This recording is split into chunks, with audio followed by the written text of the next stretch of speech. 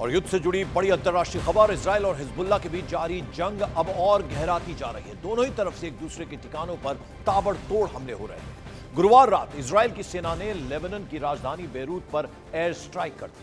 ऐसा बताया जा रहा है कि इस हमले में हिजबुल्लाह के कोऑर्डिनेशन यूनिट के हेड वाफिक सफा को निशाना बनाया गया। इससे पहले बुधवार को भी इजराइल की तरफ से बेरूत के दक्षिणी हिस्से, यानी जो साउथ का हिस्सा है, वहां इजराइल की तरफ से जबरदस्त हमला किया गया था। इसमें 22 लोगों के मारे जाने का दावा किया गया, जबकि 24 घंटे में 80 लोगों के घायल होने की बात भी सामने आई है। इजराइल और हिजबुल्लाह के बीच 1 साल पहले यह जंग शुरू हुई थी, जब हिजबुल्लाह ने हमास के समर्थन में इजराइल पर हमला कर दिया था। उसके बाद से इजराइल लगातार पलटवार कर रहा है। बेरूत पर किस तरह से एयर स्ट्राइक की गई, एक दिन में 22 लोगों की मौत का दावा किया जा रहा है, तो लेबनान में हर तरफ तबाही का मंजर है। उधर लेबनान में हिजबुल्लाह से इजराइल की जंग पिछले साल शुरू हुई थी, जैसा हमने आपको बताया, जब गजा के सपोर्ट में हिजबुल्लाह की तरफ से इजराइल पर हमला हुआ था। इसके बाद से इजराइल हिजबुल्लाह के ठिकानों पर लगातार हमले कर चुका है। इजराइल ने हिजबुल्लाह के ठिकानों पर 70 से ज्यादा बार एयर स्ट्राइक की है। अंदाजा लगाइए आप, इसमें लेबनान में 2000 से ज्यादा लोगों की मौत का दावा किया जा रहा है, जबकि लेबनान में हुई तबाही से 1,85,000 से ज्यादा लोग बेघर हो गए हैं। वहीं नसरल्लाह की मौत के बाद अब इजराइल ने हिजबुल्लाह के कोऑर्डिनेशन यूनिट के हेड वाफिक सफा को निशाना बनाया है। तो इस तरह से अभी इजराइल की तरफ से लगातार हमले जारी हैं। इजराइल के बीच बढ़ती जंग के अंदर पश्चिम एशिया में युद्ध का संकट गहरा होता जा रहा है। पश्चिम एशिया में इजराइल और ईरान के समर्थक देश एक दूसरे के खिलाफ एकजुट होते दिख रहे हैं, जिसने जंग के माहौल को और भी ज्यादा डरावना बना दिया है।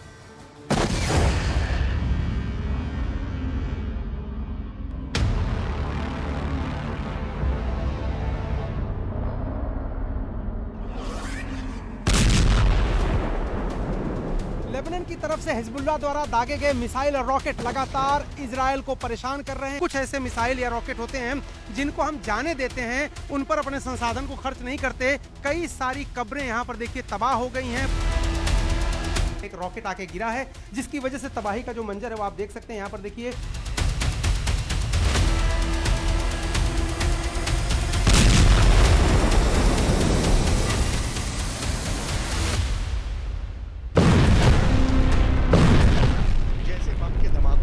बेरूत की तस्वीर बदल रही है। जैसे जैसे रॉकेट की बौछार से तेल अवीव की शक्ल बदल रही है, उतनी ही तेजी से खाड़ी में खेमे बदल रहे हैं। इजराइल के खिलाफ मोस्ट पावरफुल ग्रुप बन रहा है।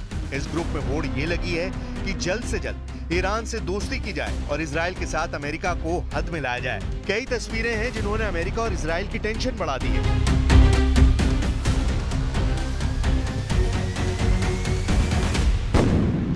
तस्वीर नंबर 1 देखिए, जहां तुर्की नेवी का शिप लेबनान में एंट्री कर रहा है।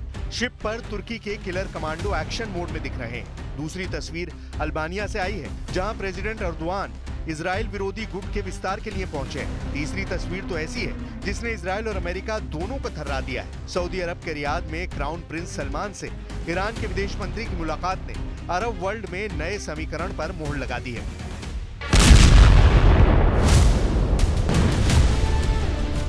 वॉर जोन में दिख रहे बारूदी तहलके से ज्यादा तपिश इन तस्वीरों में है। तेहरान में जल रहे इजराइल और अमेरिका के झंडे क्या कह रहे हैं? क्या ईरान ने सऊदी अरब को साथ लिया है? क्या खाड़ी के सभी पावरफुल नेशन पर खामेनेई की अपील असर कर गई है? सऊदी क्राउन प्रिंस मोहम्मद बिन सलमान और ईरान के विदेश मंत्री अब्बास अरागची की मीटिंग में युद्ध तनाव पर चर्चा हुई है। प्रिंस सलमान ने ईरान के विदेश मंत्री से वॉर टेंशन कम करने का वादा भी किया है। सऊदी प्रिंस से मीटिंग के बाद ईरान के विदेश मंत्री कतर का दौरा करेंगे। खाड़ी में अमेरिका के सबसे करीबी 2 मुल्क सऊदी अरब और कतर को माना जाता है। अगर ये दोनों देश ईरान के खेमे में गए तो इजराइल का बचना मुश्किल होगा। वजह यह भी है कि तुर्की जैसा ताकतवर देश अरब वर्ल्ड में फूट डालकर खुद को खलीफा साबित करने में लगा है। İsrail mezalimi görüşmemizin öncelikli gündem maddeleri arasında yer aldı. Netanyahu hükümetinin bölgesel kapsamının ötesinde artık küresel düzeni tehdit eder hale gelen saldırganlıkları hakkındaki görüşlerimizi paylaştık. उधर डिप्लोमेसी फ्रंट पर इजराइल जैसे जैसे ट्रैप में फंसता दिख रहा है, उतना ही वॉर जोन में उसे झटके लग रहे हैं। इजराइल की धरती थर्रा रही है। इसराइल के आसमान में बारूद का बवंडर उठ रहा है। कभी रॉकेट अटैक तो कभी ड्रोन से मिसाइलें बन रही हैं। इसराइल के चप्पे चप्पे पर दुश्मनों के धमाके की छाप दिखाई देने लगी।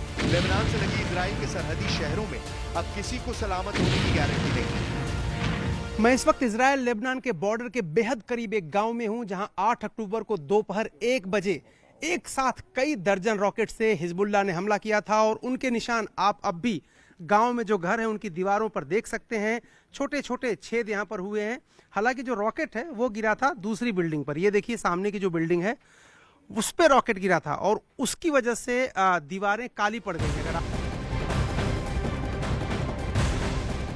इजराइल और हिजबुल्लाह में चल रही जंग के बीच ईरान के विदेश मंत्री अब्बास अरागची कतर पहुंचे। यहां उन्होंने कतर के प्रधानमंत्री मोहम्मद बिन अब्दुल रहमान अल थानी से मुलाकात भी की। बताया गया कि इस मुलाकात के दौरान इजराइल के लेबनान और गजा से चल रही जंग के बारे में बातचीत की। इस बैठक में कतर के प्रधानमंत्री ने टेंशन को कम करने और हिंसक विस्तार को रोकने के प्रयासों पर जोर देने के लिए कहा। ईरान के इजराइल पर हमले के बाद उनके विदेश मंत्री का यह दौरा बेहद अहम माना जा रहा है। अब ये भी जान लीजिए कि ईरान ने 5 अक्टूबर को क्या किया था।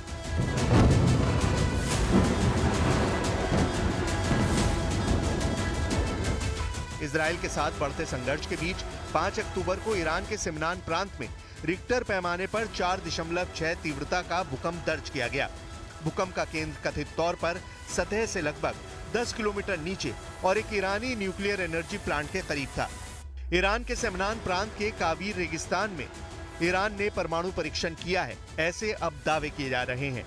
भूकंप के समय और परमाणु सुविधा के करीब होने के कारण इस बात की अटकलें लगाई जा रही हैं कि ईरान ने परमाणु बम का परीक्षण किया है।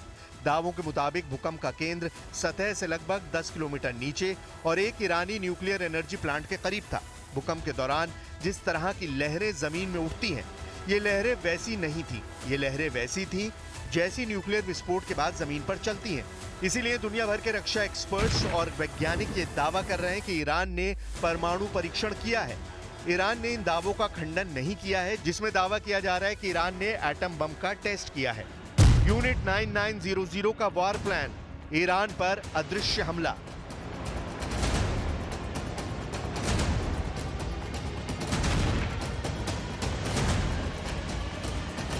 ईरान पर इजराइल एक बड़ा हमला करने जा रहा है, जिसमें हवा और समुद्र के रास्ते सबसे बड़े भीषण हमले होंगे।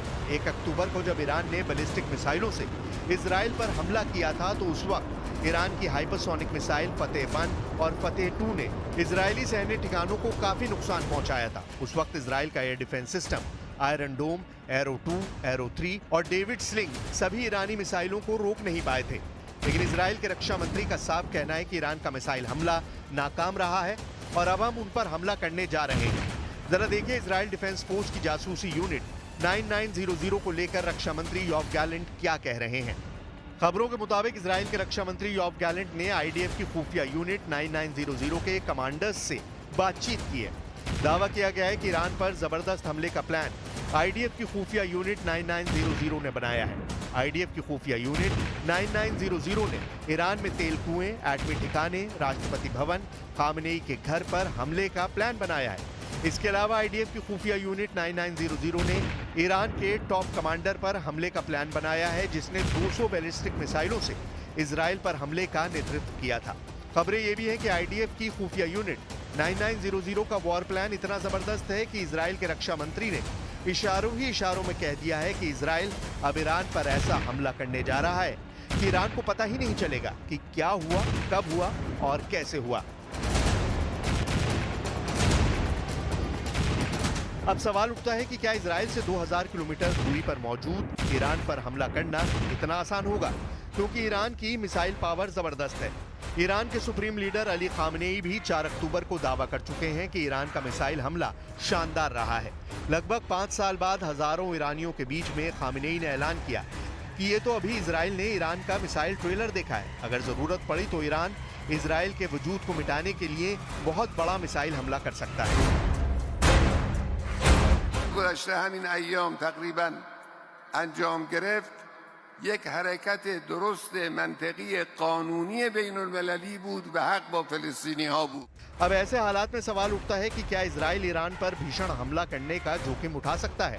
इजरायली मीडिया के मुताबिक अगर इजराइल हमला नहीं करेगा तो आने वाले 5 से 10 सालों में इजराइल का वजूद ही मिट जाएगा, और अगर इजराइल ईरान को तबाह कर देता है तो इजराइल अगले 10 सालों में पूरे मिडिल ईस्ट में सुपर पावर बन जाएगा। और हिजबुल्लाह की तरफ से भी इजराइल के शहरों पर हमले नहीं रुक रहे हैं। ऐसा बताया जा रहा है कि हिजबुल्लाह ने इजराइल के उत्तरी इलाके में 100 से ज्यादा रॉकेट दागे हैं। यह हमला इजराइल के अपर गैलिली और वेस्टर्न गैलिली में हुआ है।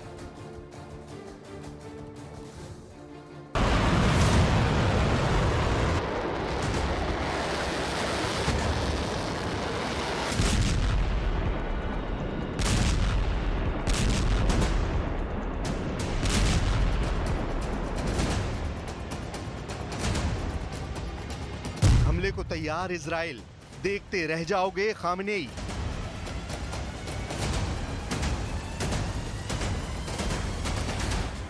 एक अक्टूबर 2024 को भले ही ईरान ने इजराइल पर 200 बैलिस्टिक मिसाइलें दागकर दुनिया को चौंका दिया, लेकिन अब ईरान के मिसाइल हमले के 9 दिन बाद खबर आ रही है कि इजराइल अब ईरान का हाल हिजबुल्लाह और हमास से भी बुरा करने जा रहा है। इजराइल में पिछले 9 दिनों से एक ऐसे हमले की खौफनाक और भयानक तैयारी चल रही है जिसके बारे में शायद ईरान को पक्के तौर पर पता नहीं है। इजराइल के प्रधानमंत्री नेतन्याहू ईरान पर हमला करने को लेकर अमेरिकी राष्ट्रपति बाइडेन से 50 मिनट तक बातचीत कर चुके हैं। इधर इजराइल के रक्षा मंत्री योव गैलेंट ने ईरान पर हमले का ऐसा इशारा किया है जिसने पूरे मिडिल ईस्ट में हड़कंप मचा कर रख दिया है। दावा किया जा रहा है कि इजराइल के इस हमले की भनक मिलने के बाद से ईरान के सुप्रीम लीडर अली खामनेई की रातों की नींद उड़ गई है। जरा देखिए इजराइल के रक्षा मंत्री योव गैलेंट ने क्या कहा है।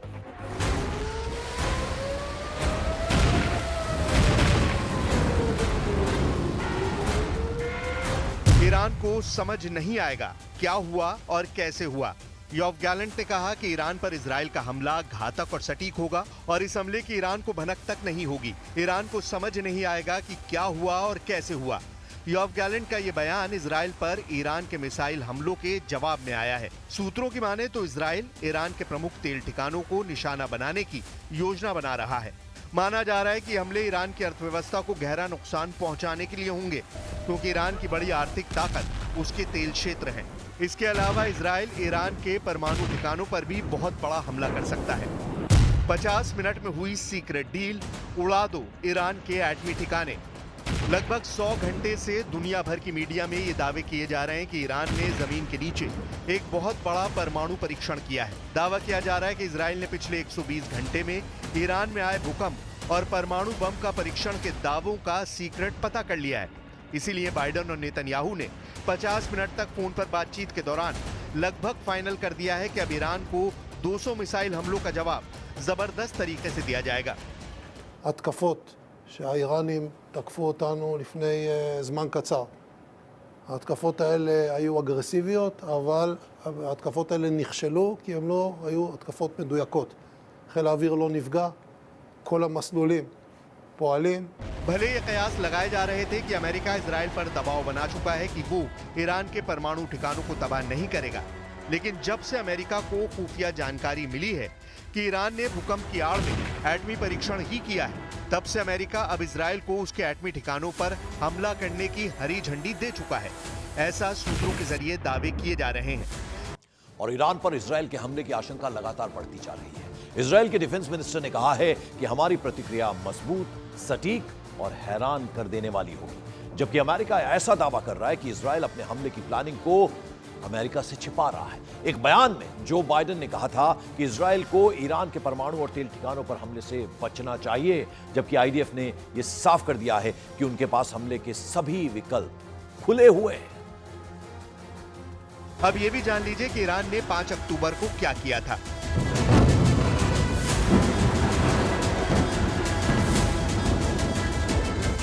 इजराइल के साथ बढ़ते संघर्ष के बीच 5 अक्टूबर को ईरान के सिमनान प्रांत में रिक्टर पैमाने पर 4.6 तीव्रता का भूकंप दर्ज किया गया। भूकंप का केंद्र कथित तौर पर सतह से लगभग 10 किलोमीटर नीचे और एक ईरानी न्यूक्लियर एनर्जी प्लांट के करीब था। ईरान के सिमनान प्रांत के काबीर रेगिस्तान में ईरान ने परमाणु परीक्षण किया है, ऐसे अब दावे किए जा रहे हैं। भूकंप के समय और परमाणु सुविधा के करीब होने के कारण इस बात की अटकलें लगाई जा रही हैं कि ईरान ने परमाणु बम का परीक्षण किया है। दावों के मुताबिक भूकंप का केंद्र सतह से लगभग 10 किलोमीटर नीचे और एक ईरानी न्यूक्लियर एनर्जी प्लांट के करीब था। भूकंप के दौरान जिस तरह की लहरें जमीन में उठती हैं, ये लहरें वैसी नहीं थी। ये लहरें वैसी थी जैसी न्यूक्लियर विस्फोट के बाद जमीन पर चलती हैं। इसीलिए दुनिया भर के रक्षा एक्सपर्ट्स और वैज्ञानिक ये दावा कर रहे हैं कि ईरान ने परमाणु परीक्षण किया है। ईरान ने इन दावों का खंडन नहीं किया है, जिसमें दावा किया जा रहा है कि ईरान ने एटम बम का टेस्ट किया है। यूनिट 9900 का वॉर प्लान, ईरान पर अदृश्य हमला।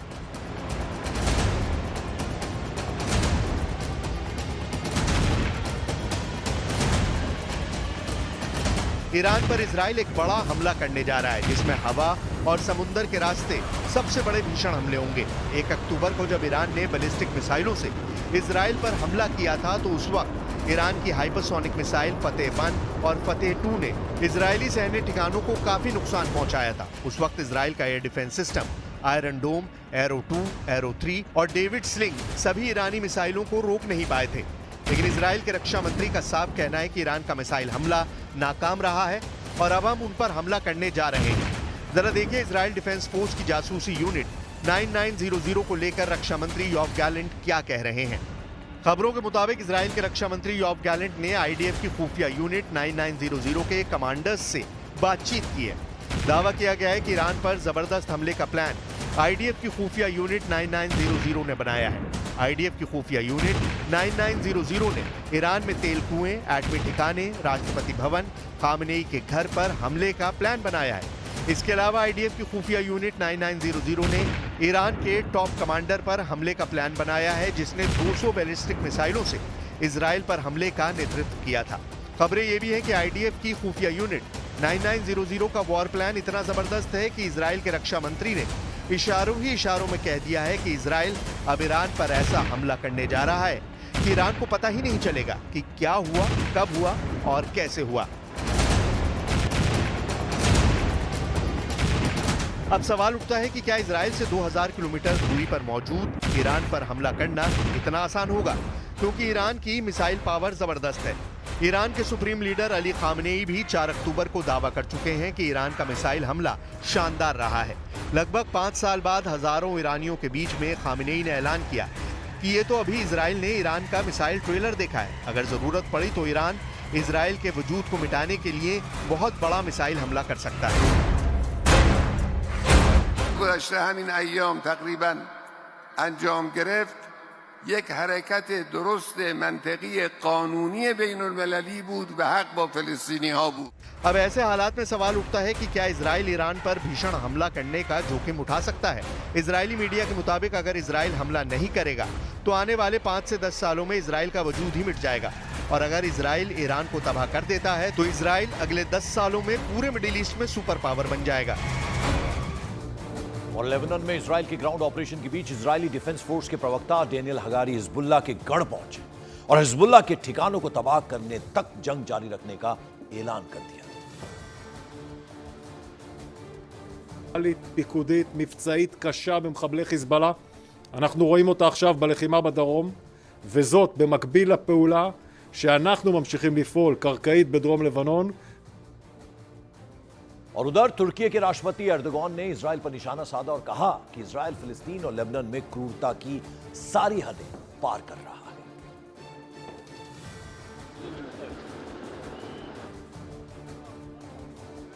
Gündem maddeleri arasında yer aldı.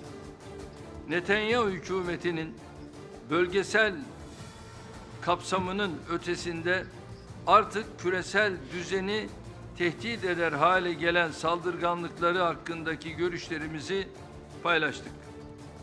Gazze'de bir yıldır devam eden soykırım tüm insanlığın ortak utancıdır.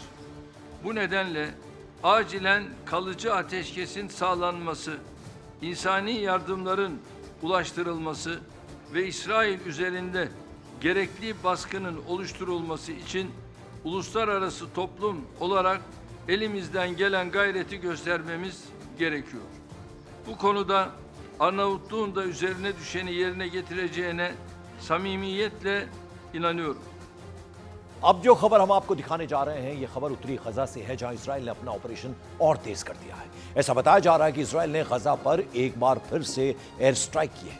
Israel के इस हमले में 28 लोगों की मौत का दावा भी किया जा रहा है। तो आपको बता दें, इजराइल ने गजा पर एक बार फिर से हमला कर दिया, एयर स्ट्राइक की गई है और ये उत्तरी गजा में एयर स्ट्राइक की गई है। यहां ऑपरेशन तेज किया अपना इजराइल ने, और जैसा कि हमने आपको बताया, ऐसा कहा जा रहा है कि इस बार एयर स्ट्राइक की गई है, 28 लोगों की मौत भी हो गई है इस एयर स्ट्राइक में।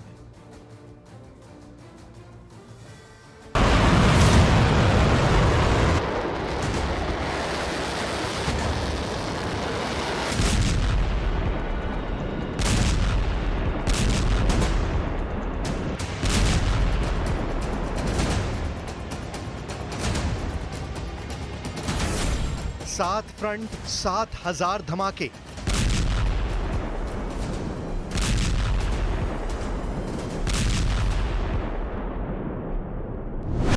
इजराइल के प्रधानमंत्री लेबनान बॉर्डर पर हैं, सैनिकों से मिल रहे हैं, सैनिकों का हौसला बुलंद कर रहे हैं। लेकिन ऐसी जरूरत क्या पड़ी कि नेतन्याहू को लेबनान बॉर्डर जाना पड़ा? नेतन्याहू जमीन पर बैठे हैं, कमांडर उन्हें ब्रीफ कर रहे हैं। नेतन्याहू अपने कमांडरों की बात बहुत ही ध्यान से सुन रहे हैं और उन्हें कुछ आदेश भी दे रहे हैं। नेतन्याहू अपने कमांडरों से क्या बात कर रहे हैं, ये भी आपको बताएंगे, लेकिन उससे पहले इस जगह को देखिए। कहते हैं कि तस्वीरें खामोशी के साथ बहुत कुछ बयां कर जाती हैं। नेतन्याहू जिस जगह पर बैठे हैं, उसके ठीक पीछे दीवार पर हिब्रू भाषा में लिखा हुआ है, टुगेदर वी विल विन, यानी हम सब मिलकर जीतेंगे। तो सवाल है कि क्या लेबनान मोर्चे पर इजराइल का हौसला बिखर रहा है? और इसी को समेटने नेतन्याहू लेबनान बॉर्डर पहुंचे हैं। एक हफ्ते से ज्यादा हो चुका है और इजराइल अब तक ईरान के हमले का जवाब नहीं दे पाया है। उसका फोकस अब भी लेबनान है और लेबनान के बॉर्डर पर लड़ाई मुश्किल होती जा रही है, क्योंकि इजराइल को 10,000 अतिरिक्त सैनिक यानी एक रिजर्व डिवीजन लेबनान बॉर्डर पर तैनात करना पड़ा है।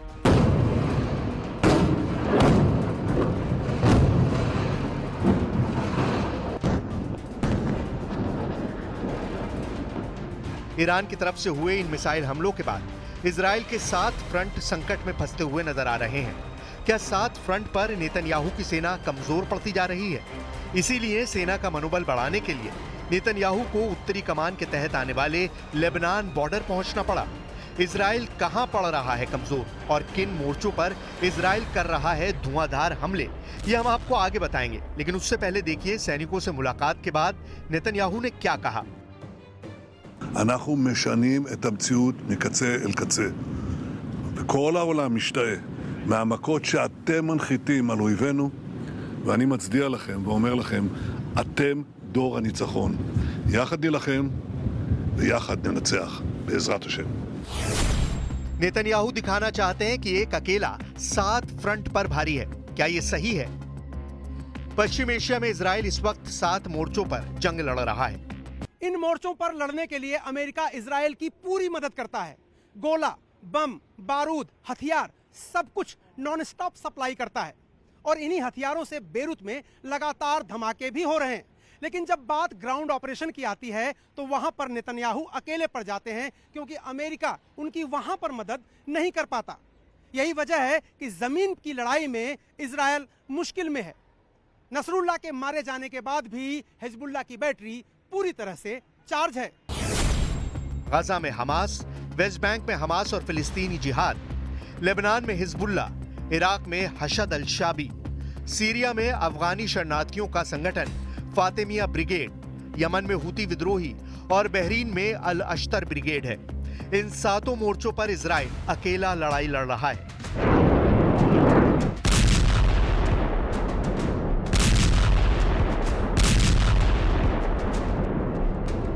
इन मोर्चों पर लड़ने के लिए अमेरिका इजराइल को हथियार दे रहा है, बम गोला बारूद सप्लाई कर रहा है। इसी बम गोलों से बेरूत में नॉन स्टॉप धमाके हो रहे हैं।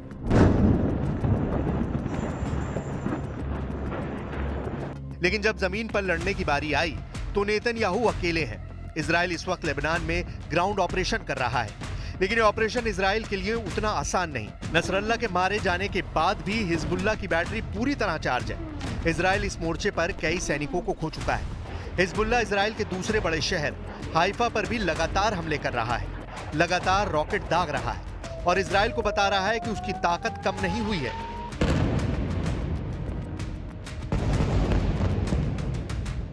أمريكا ودول غربية كلهم يحاولون أن يضغطوا علينا من أجل أن نخشى وأن نخاف، لكننا لن نخشى ولن نخاف। यही वजह है कि नेतन्याहू अपना पूरा गुस्सा लेबनान की राजधानी बैरूत पर उतार रहे हैं। बैरूत से आई इस तस्वीर को देखिए। बैरूत का ये वीडियो न्यूज़ 18 के कैमरे पर रिकॉर्ड हुआ है। क्या इस जगह और गाजा में आपको कोई फर्क समझ में आ रहा है? अब इजराइल बैरूत को दूसरा गाजा बनाना चाहता है, ये इन तस्वीरों से साफ है। ये वीडियो उस जगह का है जिसे लेबनान में हिजबुल्लाह का गढ़ माना जाता है। ये न्यूज़ 18 इंडिया का एक्सक्लूसिव वीडियो है। ये बैरूत का दाहिया इलाका है और यहाँ इजराइल की बमबारी के बाद के हालात आप देख सकते हैं। यही वो जगह है जहाँ पर इजराइल लगातार बमबारी कर रहा है और यहीं पास में ही हिजबुल्लाह का हेडक्वार्टर भी है और ये इस वक्त इजराइल का सबसे बड़ा टारगेट है।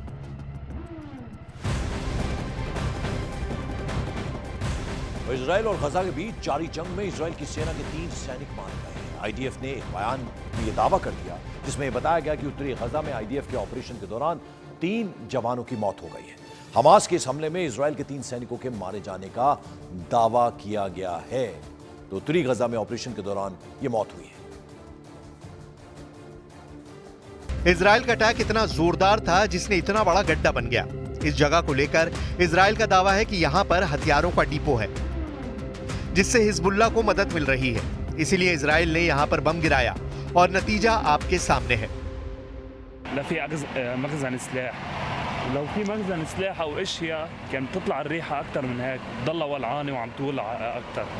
هذا الشيء كله عم يهجر العالم، في اطفال عم تموت ونساء، في عالم انظلمت، في شهداء راح। इजराइल जानता है कि वो 7 मोर्चों पर घिरा हुआ है। उसके दुश्मन इसे एक्सिस ऑफ रेजिस्टेंस कहते हैं। क्या होता है एक्सिस ऑफ रेजिस्टेंस? उससे पहले देखिए इजराइल के दुश्मनों की हिट लिस्ट। इजराइल का पहला फ्रंट गजा। इस फ्रंट पर हमास अब भी एक्टिव है। हमास को पूरी तरह खत्म करने में इजराइल अब तक नाकाम साबित हुआ है। इजराइल की बमबारी में 42,000 लोगों की मौत हो चुकी है और हमास अब भी अपनी सुरंगों से निकलकर इजराइल की सेना पर हमला कर रहा है। उसके कब्जे में अब भी 60 से ज्यादा इजरायली बंधक हैं। इजराइल का दूसरा फ्रंट वेस्ट बैंक। इजराइल की पूर्वी सीमा पर वेस्ट बैंक बसा हुआ है। ये फिलिस्तीन का इलाका है और यहां भी कई संगठन इजराइल के खिलाफ एक्टिव हैं। इजराइल का तीसरा फ्रंट लेबनान। हिजबुल्लाह यानी लेबनान का मिलिशिया। 1982 में हिजबुल्लाह के गठन के बाद से इजराइल से उसकी लड़ाई हमेशा होती रही है।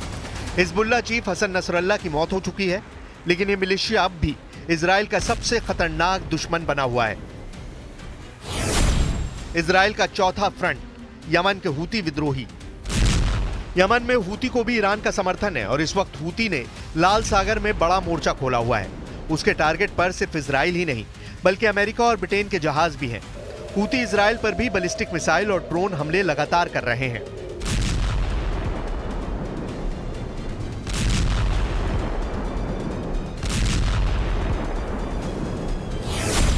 इजराइल का 5वां फ्रंट इराक का हशद अल शाबी।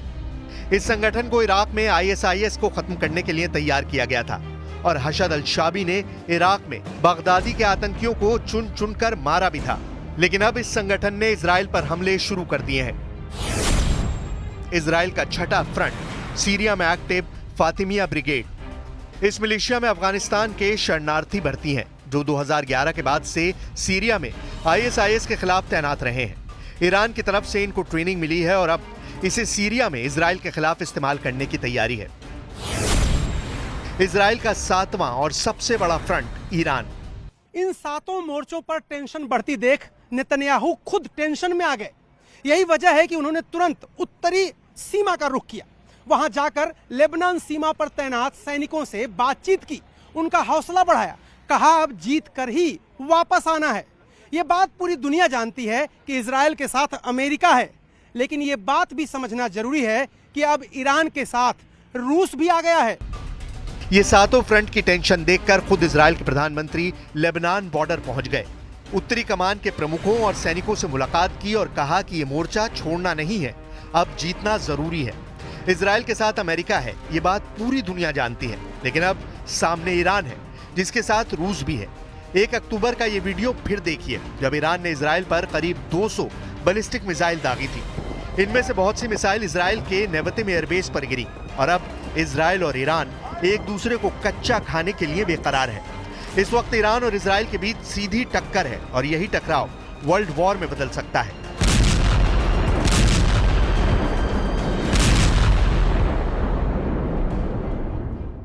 और वहीं दूसरी तरफ United Nations interim force in Lebanon ने बड़ा दावा किया है।